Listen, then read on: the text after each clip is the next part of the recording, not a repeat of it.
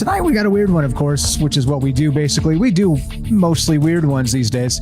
I think because, well, one, it's fascinating as hell to try and come up with ideas that maybe nobody's ever thought of before. I think that's really been sort of the impetus of this show for at least probably the past year and a half, couple years. Just really pressing ideas and sort of looking at the old ways and maybe reconsidering them, and not just reconsidering them, and let's say in terms of folklore or mythology, but also sort of pressing these ideas further in terms of what the next scientific breakthrough may be.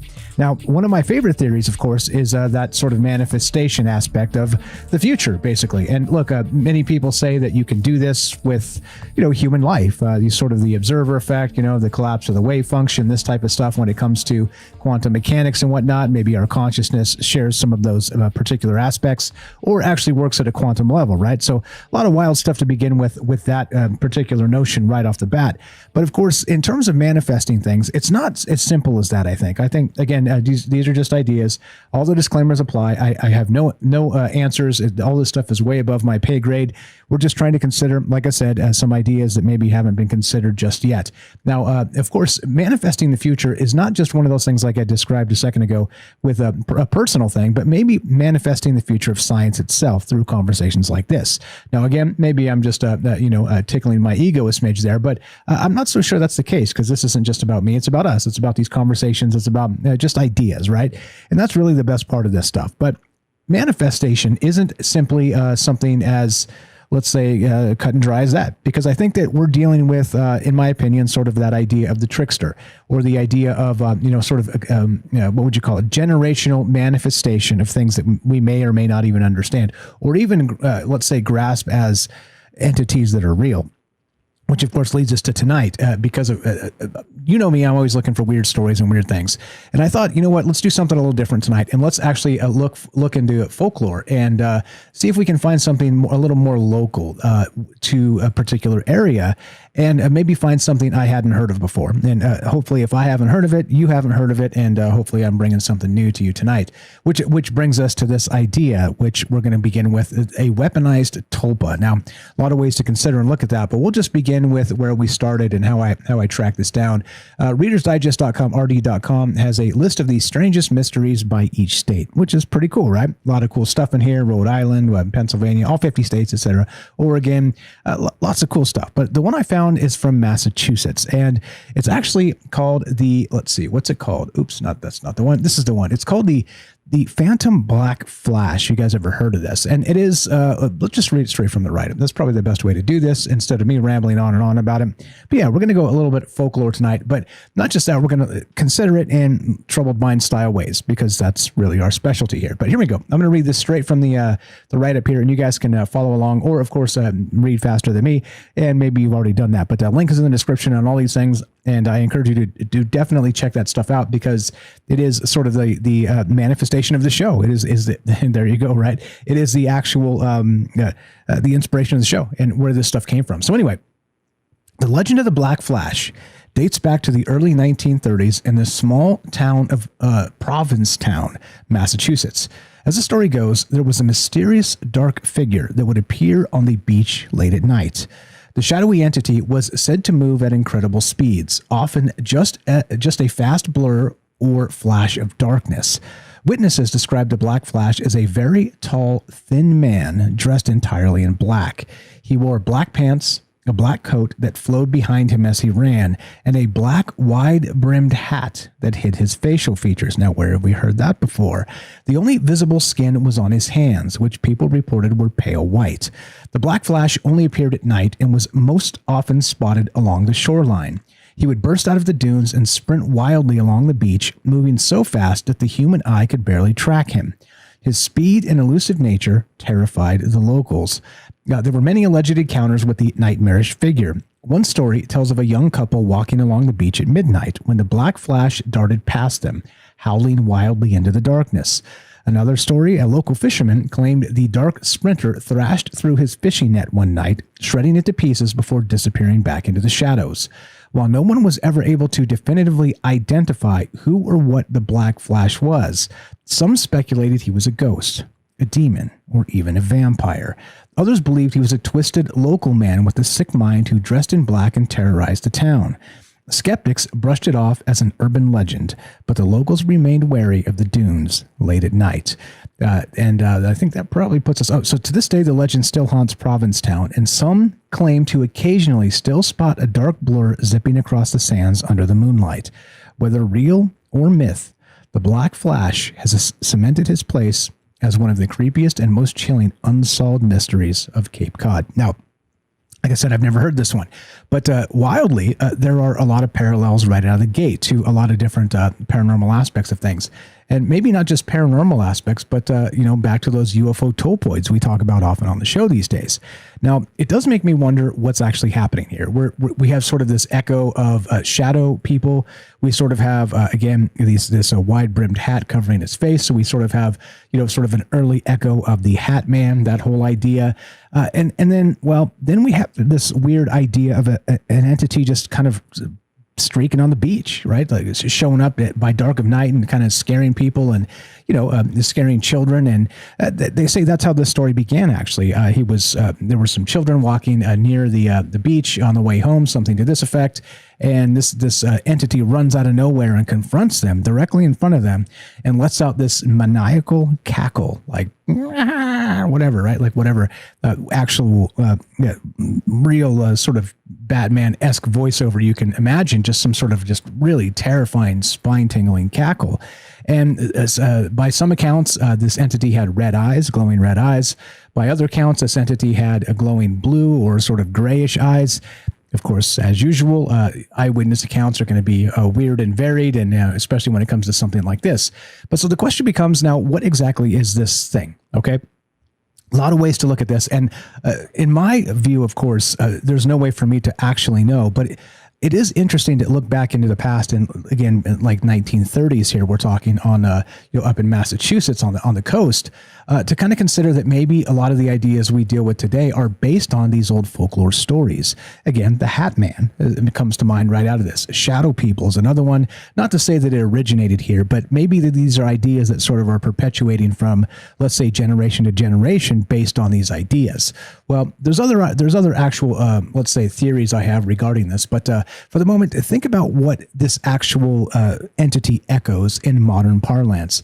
Again, maybe sort of a tale of the black-eyed children a little bit, right? Something to this effect. Something like I said, the Shadow People, the Hat Man, maybe Slender Man, things like this. I don't really know, but it does seem like it's, even though I've never heard of this thing before, it does seem very familiar to me. So anyway, keep in mind what this kind of echoes in the modern day. And if maybe we're dealing with the same thing from, let's say, 1930s, actually in Massachusetts on the coast, maybe this is the exact same thing that sort of manifested beyond its locale and into the greater zeitgeist. This is the type of stuff that kind of goes through my mind. This starts with this old story again, all the way back to 1930s Massachusetts. I keep wanting to say New Hampshire. It's Massachusetts.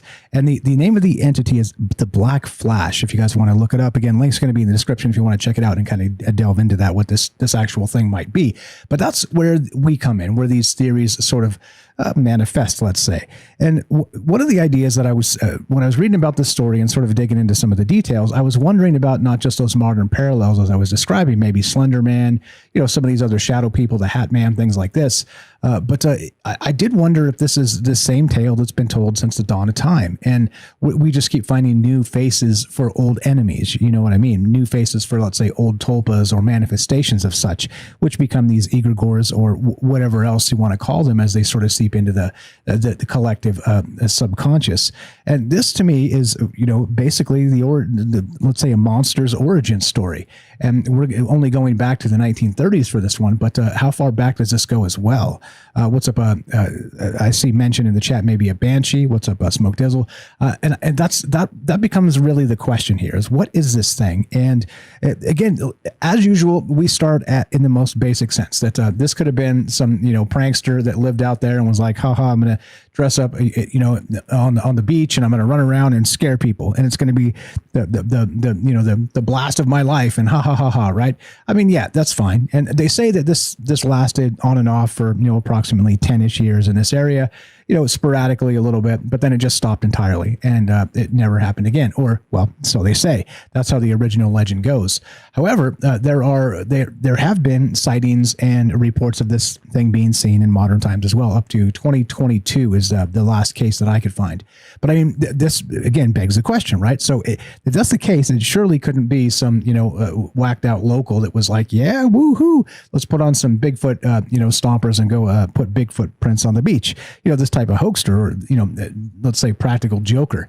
Maybe, right? Maybe then, but still now, I mean, that becomes sort of again linked by generations, like a generational link to these ideas. So I don't really know, of course, but a lot of ideas that kind of came out of this. And let me run through just a few of these so we can see, make sure we're on the same page. So not just as I described earlier, there are some, not just, again, Slender Man, Hat Man, this type of stuff. There's some other ancient, or let's say maybe not ancient, but let's say older aspects of something similar, right? And I brought this up the other night, Spring-Heeled Jack, okay? Now, here's a couple of things real quick on this this actual entity we're talking about tonight, the mystery of the Phantom Black Flash. When cops actually saw this thing, it supposedly just jumped over a fence, like inhumanly sort of. What is that movie from M. Night Shyamalan, Signs, right? The aliens supposedly just jump up on the roof, right? You guys remember that scene hilariously early in the movie when Joaquin Phoenix is talking to the sheriff there, and he's talking about Swedish pole vaulters or something jumping on the roof, right? Well, this sort of entity did something similar. It just hopped right over a fence, like sort of in a supernatural manner, like with they say it was maybe 10 feet tall even, and who knows, with shadows on the beach, but it was confronted and ran off and just hopped over this fence like it was nothing, right? Super weird, okay? But then, well, back to the jumping bit, and what I was looking for when I was kind of looking for some older ideas of this, of maybe sort of remanifesting in a particular space, Spring-Heeled Jack came to mind, and I did bring him up a couple nights ago. But he's a creature in English folklore dating back to the 1800s. Spring-Heeled Jack is known for leaping quickly through townships at night and frightening people, which sounds very similar to this, right? He was known to wear a black cloak and hat. Okay, all right. We got a Spring-Heeled Jack sighting over here on this side of the pond, right? So that becomes a little more interesting, right? Mysterious dark sprinters. In many cultures worldwide, there are legends of dark, mysterious figures that can run unnaturally fast, often associated with death or darkness. And that's an interesting angle here, too, by the way, that this thing is dark, very dark, again, clad in black, running across the beach at night. So you kind of get, if you guys have ever lived or spent any time on the beach at night, some days can get incredibly overcast, and it's just, it's a rough way to live if you're not like, south of San Diego type of stuff. It's especially on the northeastern seaboard there, where it's just, the weather is just horrific for most of the year. Well, in that same sense, if you're out there at night, you don't always get a moon because it's always overcast and it's always cold and miserable. And I sound like Anakin. I hate sand. Sand gets everywhere, right? All the rest of this. But I mean, because I did spend a bunch of time growing up with my grandmother in Monterey, and we spent a bunch of time on the beach. I mean, it was good. We were blessed. But at the time, right? You don't know because you're a kid. You just, kind of going down to the beach and like, man, it's miserable all the time. It's always so damn cold. Like the beach is fine and fun and cool. And, we could walk down there most times and like, it's fine. But yeah, it was just miserably cold all the time. And in Monterey, again, Carmel by the sea, that type of area, there's about 6 weeks of summer. And that's all you get. And then it just goes right back to like cold and miserable for the rest of the year. It's a wild, like I said, if you guys never lived on the coast, that's kind of what it's like if you're not south of San Diego, as I said. But anyway, so I digress a little bit. But on the beach at nighttime, you don't get the moon many times because it is sort of washed out with that overcast. And so imagine sort of that darkness, that perpetual darkness with a cloud layer and the sea kind of rushing out there and always making noises and all the rest of that stuff. Always a threat. They say never turn your back to the ocean, this bit, and that's all like legitimate, and take that advice for sure. But then there's also this entity running around out there, this flash of darkness that is, well, terrifying. I mean, like, how would you quantify it? And many times when you read some of these stories and kind of track back the eyewitness accounts, it's not necessarily a figure that you can see. It's just sort of a flash of black across, like a darker black across like a, already sort of overcast, dreary backdrop which, right, is not the best, especially when you're like, what the hell was that? And they say that the thing moves at superhuman speeds, again, hops over fences. If it stays still long enough for you to see it, it kind of has this visage of a person somehow, or 10 feet tall. Weird stuff, right? Really weird stuff. But in this particular town, which I didn't know as well, because I'm not from the East Coast at all, right? Have a good night, Lily. Thanks for hanging out. So here's another one. There's something in this province town in Massachusetts called the Fleet.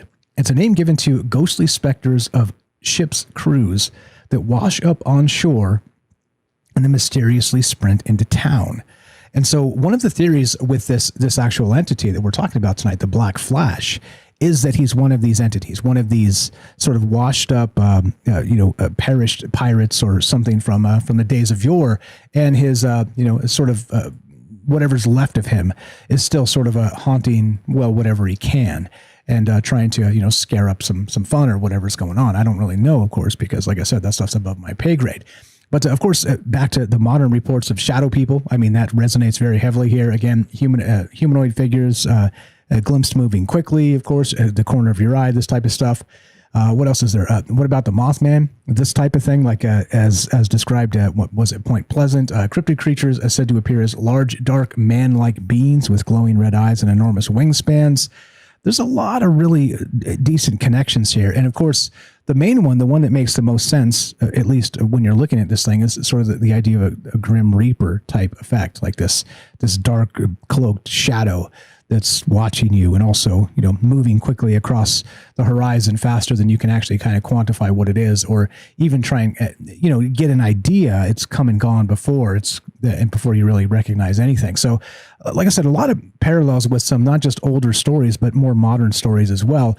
But of course, I'm smart enough to know modern stories are typically based on these old stories anyway. And that's really the point of tonight, is I'm talking about this in terms of, let's say we're considering not just, let's say, the zeitgeist and the overall general sense of this, but in a more direct sense, instead of like let's say a crazy prankster that was just putting on some dark clothes and trying to scare some kids, what if somebody was doing this sort of psychically with this a Tulpa?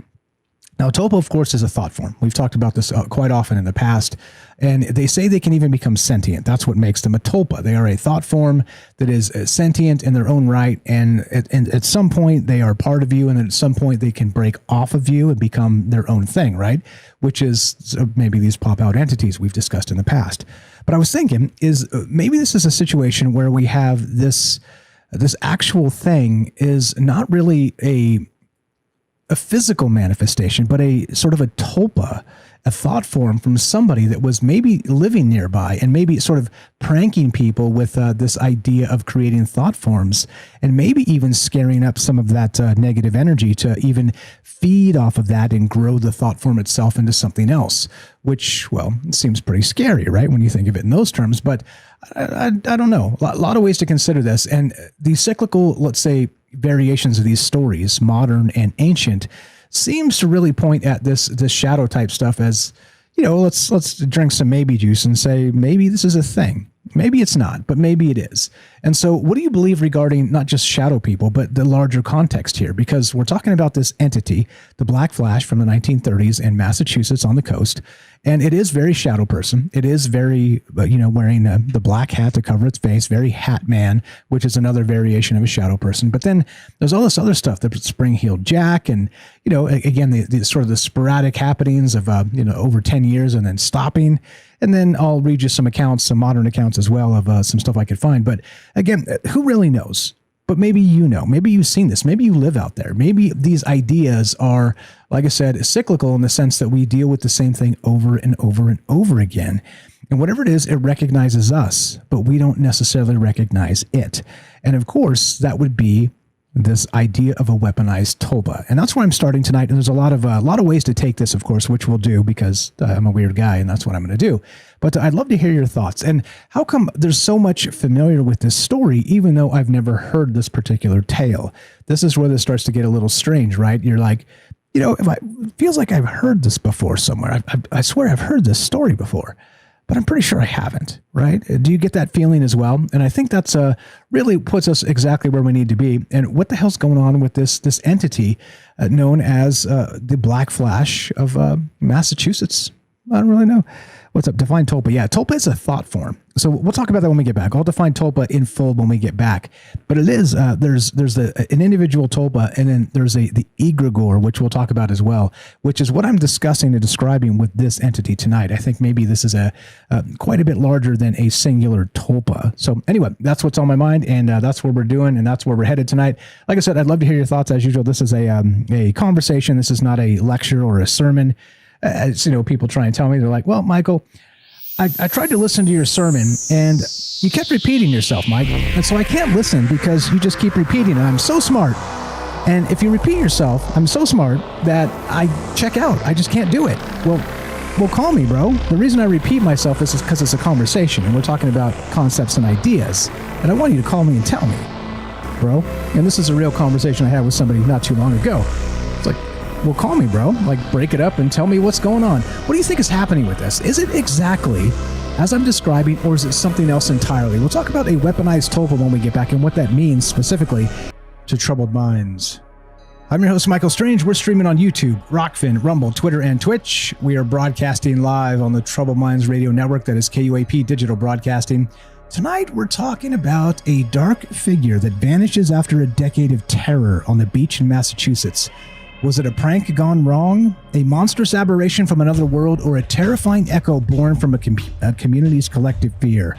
Could the darkest tales of shadow figures, impossible abilities, and psychic projections be more than legends? Of course, which leads us to the conversation tonight.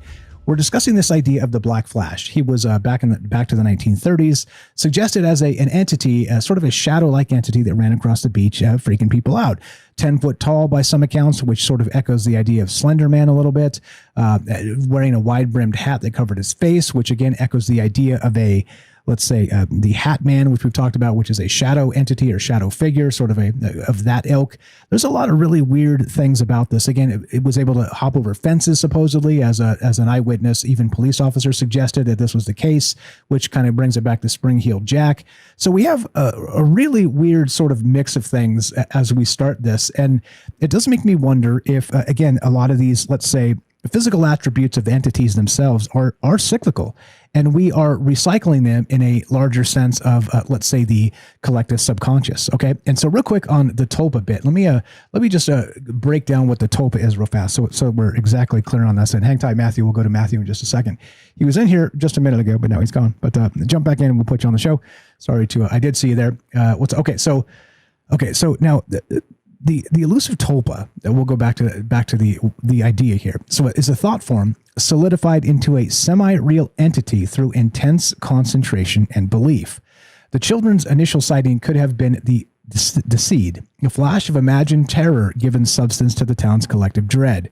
Each subsequent encounter, the growling menace glimpsed in the shadows, the impossible leap over a fence, as we discussed, would have further fed this psychic construct. Now, that's just the first idea of the Tulpa itself. But so the Tulpa in its most basic sense, let's see, is a manifestation born of focused mental energy. It is a thought form given enough substance to take on a life of its own, at least within the mind of its creators. This already suggests a potential for misuse. If belief can generate a figure of light, what horrors might concentrated negativity bring into being? And now we're going to talk about the weaponization of this as we go, but that's exactly what a Tulpa is. It is an actual sort of focused manifestation of somebody kind of doing a let's say a focus, like a psychic focus, and bringing this entity into existence that way, and even controlling it. And that's where this starts to get strange, because if you think about weaponizing that, if you could do this, again, like I said, you don't have to believe this stuff is real, to be perfectly honest, because I'm not sure I do, to be perfectly honest. But these are all old tales that go back a very long way. And so I do recognize that even though, let's say, mainstream science these days doesn't really accept these ideas, I do wonder if, let's say, through technology, we'll be able to replicate maybe some of these old spaces, these old things that these old tropes, let's say, of thought forms, Tulpoids, this type of thing. I don't really know. I couldn't tell you the answer to that, to any of those things, but it does make me wonder if we are sort of dealing with the same sort of cyclical aspect of all of this all the time. And that's really what's on my mind. I don't know where you went, Matthew, if you could hear me or what's not, but you're up if you want to hop back in here. But we are taking your calls. Like I said, the ideas here are just ideas. No, all this is above my pay grade. I'm not some cosmic guru or anything. I know there's a lot of people out there that like to claim they are. I'm not. I just like weird ideas, and I do like sort of these wild sort of tales and being able to kind of chase them down, not just where they began, but also even further beyond that. And then, like Kelly said, the Emerald Tablets of Thoth, it talks about this stuff. Like Thoth actually described these shadow entities as not from here. They don't belong here. Which again, maybe this is where all this kind of goes back to a source of this. The source imagery of these ideas is sort of forever imprinted into our that collective subconscious, and that's why we continually are sort of manifesting the ideas themselves. Back to the weaponized tulpa real quick. Since we're on it, I may as well finish it. So the traditional tulpa, of course, is a manifestation of focused mental energy. All right. Now imagine using this deliberately and cultivating a fear-based entity, which is what this thing was doing. It was running up and down the beach. And again, we're talking about the Black Flash is what this thing is known as back in the 1930s in Massachusetts itself. But now imagine deliberately cultivating this fear-based entity. This wouldn't be a tulpa designed for benevolent purposes, but a monstrous mirror of our darkest terrors. Those engineering this psychic parasite would actively feed it with nightmares, fueling it with their own anxieties and malevolence. It becomes a weaponized embodiment of collective trauma, a spectral predator given form by deliberate cruelty. And that's really the idea that I had when I was thinking of this, because it seems like it's very Archon-like. It's running along the beach, it's getting a scare out of people, and then it's taken off. As far as I'm aware, there's no actual physical assaults from this thing. It didn't, try and punch somebody or steal their purse or, something like this. There was nothing like that. It was this other thing of just kind of getting this fear reaction out of people. And so my point is, when I was thinking about this, and really sort of the crux of this conversation is, if you could mentally focus and create an actual tulpoid, let's say, for instance, you could use it as let's say a psychic vampire in that sense, and be able to collect trauma from people through these sort of short jump scares, like a jump scene from a horror movie, and actually start to feed it and grow it and make it become something greater than itself, which of course becomes an egregore at some point. And we'll talk about that in a different way a little bit coming up. But that was my initial idea when I thought of this. That's why, of course, why I called it a weaponized tulpa and manifesting this psychic terror, because there's a lot of ways to consider it. But I don't know, as usual, no answers from me, just more ideas and thoughts on this. But it does seem strange, right, that we have sort of this cyclical storytelling effect that even goes back to the Emerald Tablets, right? Toss talking about this. Shout out Kelly over on Rockfin.